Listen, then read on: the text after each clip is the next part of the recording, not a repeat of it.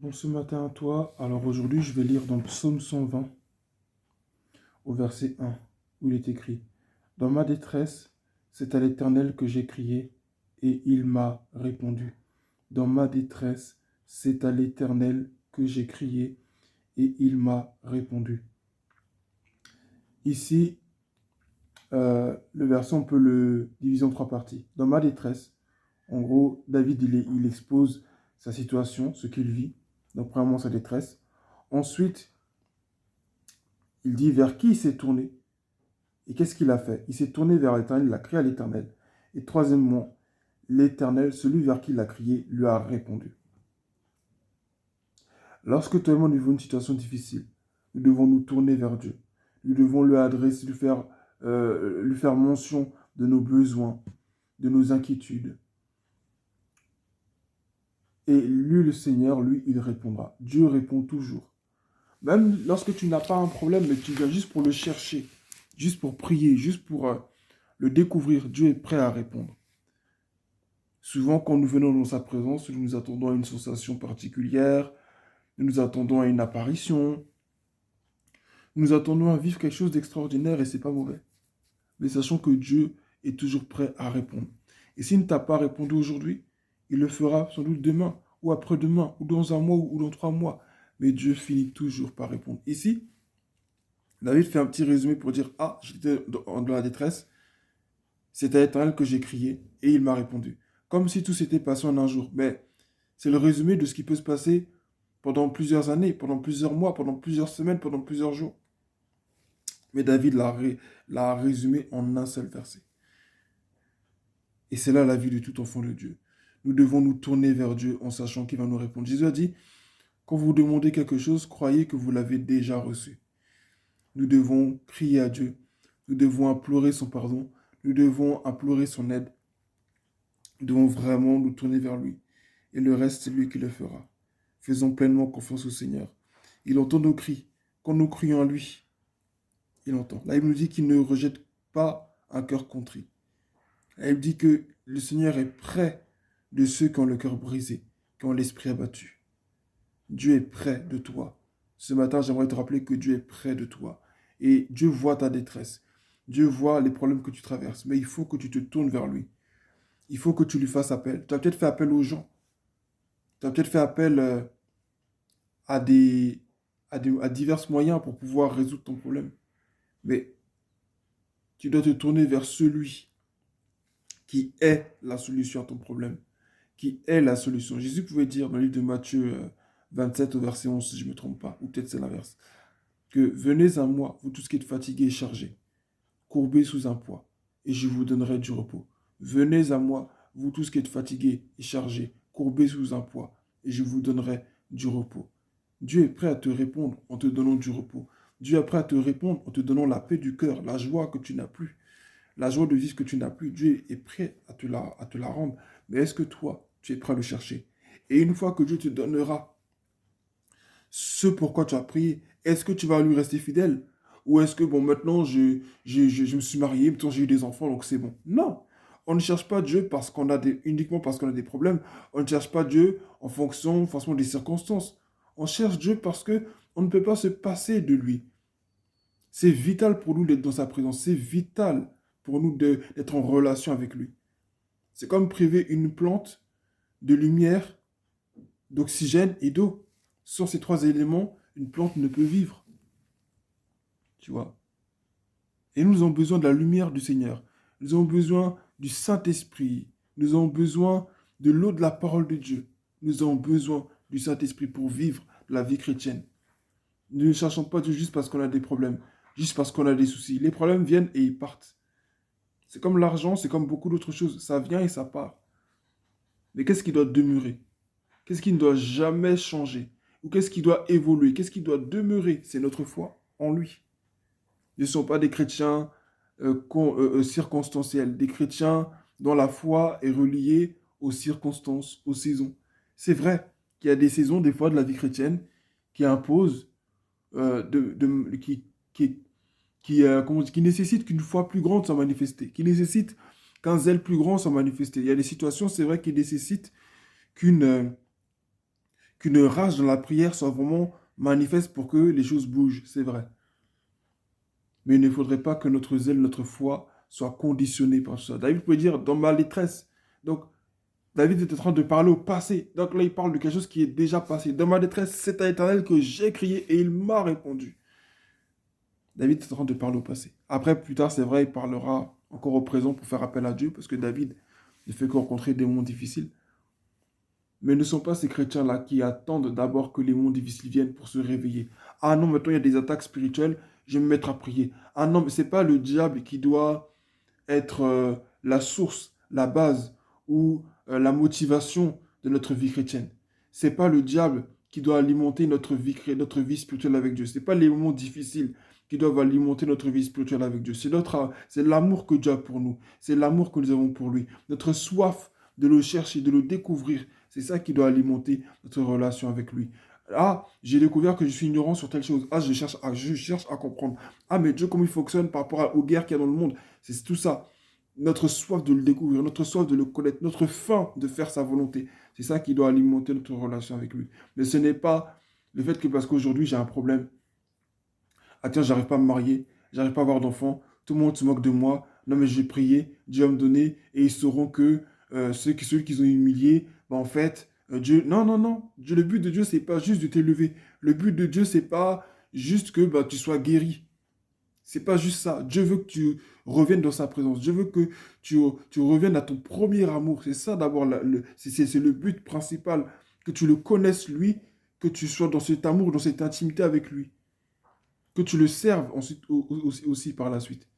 Mais c'est pas juste une question de te guérir ou autre. Il y a des gens dans ce monde, ils seront jamais guéris. Il y a des gens qui vont jamais se marier. Il y a des gens qui n'auront jamais d'enfants. Il y a des gens, voilà, leur vie va rester comme ça. Parce que Dieu sait que quand il va changer vos vies, non seulement vous allez l'oublier, vous allez vous oublier vous allez oublier l'essentiel, vous allez vous perdre, et même vous allez tout perdre. Dieu n'est pas méchant, hein. Mais Dieu, il sait très bien ce qu'il y a de bon pour nous. David a dit, dans ma détresse, c'est à l'Éternel que j'ai crié. Et il m'a répondu. Dieu répond toujours. Mais il ne faudrait pas que quand Dieu répond, que toi et moi nous l'oublions. Il ne faudrait pas que quand Dieu répond, que nous l'oublions. Non, n'oublie pas Dieu lorsque Dieu va te répondre. Lorsque Dieu va te donner ce pourquoi tu as prié, ne l'oublie pas.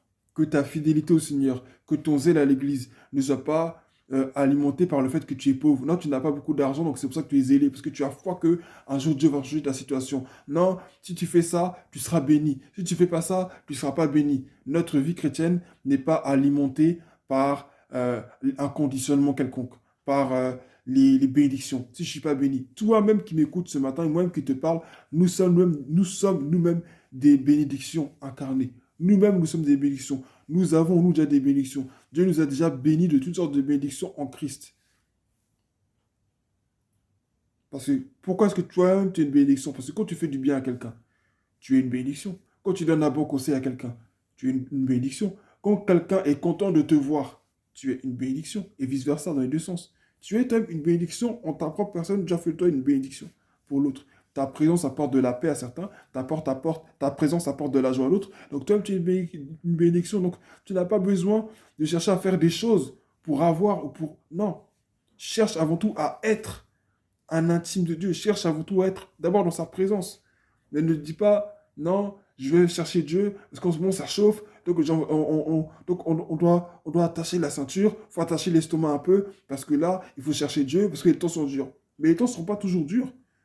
Les temps n'ont pas toujours été durs. Les temps ne sont pas toujours durs. Les temps n'ont pas toujours été durs et les temps ne seront pas toujours durs. Tu vois? Ce qui est abaissé est fait pour élever. Ce qui est abaissé est fait pour être élevé. Et ce qui est élevé est censé un jour aussi être abaissé aussi. Tout passe dans ce monde. Mais il faut que ta relation avec Dieu ne passe pas. Il faut que ta relation avec Dieu demeure. David pouvait dire, dans ma détresse, c'est à l'Éternel que j'ai crié. Et il m'a répondu, pourquoi? Parce qu'il connaissait déjà l'Éternel. Là, j'ai lu dans Psaume 120. Mais on repart dans Psaume 23 où il dit, l'Éternel est mon berger, je ne manquerai de rien. Donc, quelqu'un qui est son berger, c'est normal qu'il l'appelle quand il a des moments difficiles. Parce qu'il connaît, effectivement, celui qui est son berger. Comment je peux faire appel à quelqu'un si je ne sais pas qu'il est capable justement de résoudre ma situation? Comment je peux faire appel à quelqu'un quand je ne sais pas que lui, mais c'est parce que David le préalable, donc c'est pour dire que David le préalable, il connaissait Dieu. C'est tout ce qu'on fait, l'intercession, le fait de plaider auprès de Dieu, tout ça doit découler de notre relation avec lui. Nous ne sommes pas des chrétiens conditionnels. À la base, je voulais juste prêcher sur le fait que dans la détresse, on crie à Dieu, c'est vrai. Mais le Saint-Esprit me conduit à te dire ce matin que ta vie de prière ne soit pas conditionnée, hein, aux situations que tu es en train de traverser. Beaucoup de choses auraient pu être dites encore dans ce message, mais je ne pourrais dire que ce que le Seigneur me permet de dire. Je ne pourrais dire ni plus ni moins que ceci. Que notre vie chrétienne ne soit pas conditionnelle.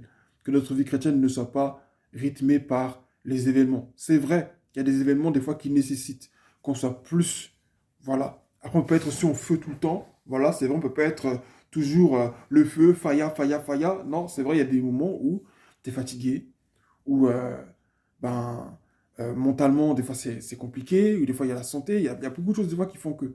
Mais moi, je parle vraiment là de la foi en Dieu, tu vois, c'est-à-dire, malgré tout, au fond de toi, en fait, c'est-à-dire, ne pas être de ces chrétiens-là qui attendent, en fait, je parle vraiment du fait de ne pas attendre d'être dans les problèmes pour chercher Dieu. C'est de ça dont je parle. C'est surtout là que le message c'est surtout c'est sur ça surtout que le message se centre. Le fait de ne pas attendre qu'il y ait des problèmes. Bien sûr qu'on ne peut pas être en feu tout le temps. Bien sûr qu'on ne peut pas être bouillant tout le temps. Bien sûr, c'est vrai. Mais ce que je veux dire par là, c'est qu'il ne faut pas attendre que des moments difficiles viennent. C'est de ça dont il est question. Sinon, bien sûr, il peut y avoir des moments où bah, tu n'as pas envie d'entendre fortifie-toi, Dieu est avec toi. Non, parce que le moment que tu es en train de vivre, ben, il provoque en toi des fois de la rage, même des fois de la colère vis-à-vis de Dieu, donc tu n'as pas envie d'entendre ça. Mais moi, ce n'est pas de ça dont je suis en train de parler. Je suis en train de dire que il ne faut pas attendre les moments difficiles pour chercher Dieu. C'est-à-dire, il y a des moments où tout va bien. Il y a des moments où tu n'as pas ce poids-là, des émotions, où tu n'es pas dans une dépression, où ta santé mentale n'est pas affectée. Il y a des moments où tout va bien dans ta vie. Il y a des moments où c'est la joie. Bah, dans ces moments-là, justement, n'abandonne pas Dieu. N'abandonne pas Dieu dans les temps de fête. N'abandonne pas Dieu parce que tout va bien. N'attends pas que les choses aillent mal d'abord pour chercher Dieu. Et dans le sens inverse aussi, pareil. C'est pas que quand tout va bien que tu vas chercher Dieu. Et puis quand les choses vont mal, ah ben on l'oublie aussi. Tu vois. Être un chrétien dans la relation avec Dieu est inconditionnel. C'est important. Pourquoi je le dis? Parce que souvent, quand les gens pensent à la relation avec Dieu, ils pensent beaucoup au fait de chasser, intercéder, aller tout le temps à l'église, être fidèle dans le service. C'est pas juste ça. C'est-à-dire même au moment où tu as fait, au moment où tu es vraiment au plus bas, tu arrives encore à parler à Dieu pour dire Seigneur, franchement, là j'en ai marre. Je sais pas ce que tu es en train de faire dans ma vie, je sais pas ce que tu fais, je sais pas où tu m'emmènes. Honnêtement, là je suis en train de perdre la foi et c'est compliqué. Tu vois, c'est de ça dont je suis en train de parler. C'est-à-dire être à un stade où, même si la faiblesse est forte, même si ton cœur gémit, tu arrives encore à parler au Seigneur. Tu sais que c'est lui. Donc je t'encourage à avoir une intimité avec Dieu. Une intimité qui ne dépend pas des circonstances. Une intimité qui n'est pas reliée aux circonstances. David peut dire, dans ma détresse, c'est à l'Éternel que j'ai crié et il m'a répondu. Il parle de ce que Dieu a fait au passé. Pourquoi? Parce que même quand la détresse est passée, David se souvient qu'il a été dans la détresse et que là, Dieu l'a secouru. Nous ne devons pas oublier ce que Dieu a fait pour nous quand tout va bien. Nous ne devons pas oublier. L'enfant que tu attends là, Dieu va te donner. Si c'est son désir, Dieu va te donner son enfant. Le mariage, l'homme, la femme que tu attends, Dieu va te le donner, ne t'inquiète pas. La promotion, le voyage, si c'est dans le plan de Dieu, Dieu va te le donner, il n'y a pas de problème. C'est un petit problème devant lui. C'est rien ça. Mais quand Dieu tarde à faire quelque chose, il faut se poser la question, pourquoi est-ce que Dieu tarde? Se poser les bonnes questions. Regarder à son propre cœur. Est-ce que toi-même tu es réellement prêt à recevoir ce que tu attends? Est-ce que toi-même tu es vraiment prêt à... Est-ce que tu es sûr que lorsque tu vas recevoir ce que tu attends de Dieu, il y aura encore de la place pour celui à qui tu as fait cette requête? Est-ce qu'il y aura encore de la place pour lui? Ou est-ce qu'au final tu vas céder le trône qui lui revient à ce que tu viens d'obtenir? Ah non, mais maintenant, j'ai plus le temps pour Dieu, j'ai une femme, j'ai des enfants, j'ai plus le temps. Ah bon? Mais tu as prié pourtant pour avoir le mariage. Ah non, mais maintenant j'ai le travail, maintenant je suis PDG, maintenant j'ai la promotion, j'ai plus le temps. Non, l'église, j'ai plus le temps. Oh Dieu, oui, oui, c'est vrai, il faut prier, tu as raison. Oui, la religion, c'est important. Maintenant, tu parles de religion maintenant, toi qui parlais en langue, toi qui prophétisais, Toi qui méditais la Bible, maintenant tu parles de religion. C'est plus une relation maintenant. Tu vois ce que je veux dire? Donc pour dire que il ne faut pas que l'exaucement à la prière détruise au final ta relation avec Dieu. Que ta relation avec Dieu soit inconditionnelle. Que ta foi avec Dieu soit inconditionnelle. Que ta foi demeure intacte. Maintenant, si ta foi prend un coup, je peux que te dire ce matin que Dieu te fortifie et que ce moment de faiblesse pour toi soit vraiment un instant où tu découvres encore l'amour et la compassion de Dieu à ton sujet. Que tu découvres ce Dieu-là qui te comprend et qui t'aime. Parce que Dieu, c'est pas un Dieu qui attend de nous une performance ou je sais pas quoi. C'est-à-dire, même s'il peut arriver qu'on en ait, c'est bien de faire des performances, mais Dieu, c'est aussi un Dieu de repos. Rappelons-nous que Dieu, il a fait le ciel et la terre en 6 jours. Le septième jour, il s'est reposé. Si Dieu lui aime se reposer, c'est que il sait que nous aussi, même si on le sert, notre service, on a besoin aussi de repos. Repos émotionnel, repos psychologique, repos spirituel. On a besoin pour des moments de repos. Jésus lui-même, il était dans la foule partout. Ouah, ouah, ouah, ouah, ouah, ouah. À bout d'un moment, il y avait des moments aussi où, après les miracles, il se retirait. Et des moments où il se retirait. Il a fait son jeûne de 40 jours, si je ne me trompe pas. 40 jours, ouais, c'est bien ça, 40 jours. Et après, quand il est revenu, il a dit qu'il a dormi 3 jours et 3 nuits. Il a dormi, il s'est reposé. Il faut dire que le repos, c'est important. Dieu n'est pas contre le fait qu'il y a des moments où tu n'arrives pas à prier, des moments où tu n'arrives pas, bon, si tu n'arrives pas à prier, c'est pas jeûner, mais que tu vas faire, mais des moments où tu n'arrives plus à servir comme il se doit, des moments où tu n'arrives plus à être aussi performant, des moments où tu perds le goût des choses spirituelles. Dieu ne t'en veut pas pour cela. Tu comprends? Dieu ne t'en veut pas pour cela, et c'est pas parce que tu as perdu le goût que tu as forcément rétrogradé. Mais des fois, nous manquons de réellement nous appuyer sur le Seigneur. Nous voulons porter l'œuvre de Dieu sur nos épaules. Nous voulons porter notre vie chrétienne sur nos épaules. Là, c'est un peu un autre message, excusez-moi, je dévie un peu. Mais des fois, on veut porter la vie chrétienne sur nos épaules. On veut porter l'œuvre sur nos épaules, sachant que ce n'est pas notre rôle de le faire. Et comme on veut le faire, bah, des fois, on subit les conséquences. Des fois, c'est comme ça. Beaucoup de gens viennent à nous et on a du mal à relayer la situation au Seigneur. Donc, c'est ça. Que notre vie chrétienne ne soit pas une vie chrétienne conditionnée par les circonstances les moins difficiles. Que Dieu te fortifie, que Dieu me fortifie. Dans sa détresse, David a crié, Dieu l'a répondu. Donc là où tu es, quelque chose que tu vis, crie au Seigneur. Premièrement, crie au Seigneur si tu as un besoin, c'est vers lui que tu dois te tourner.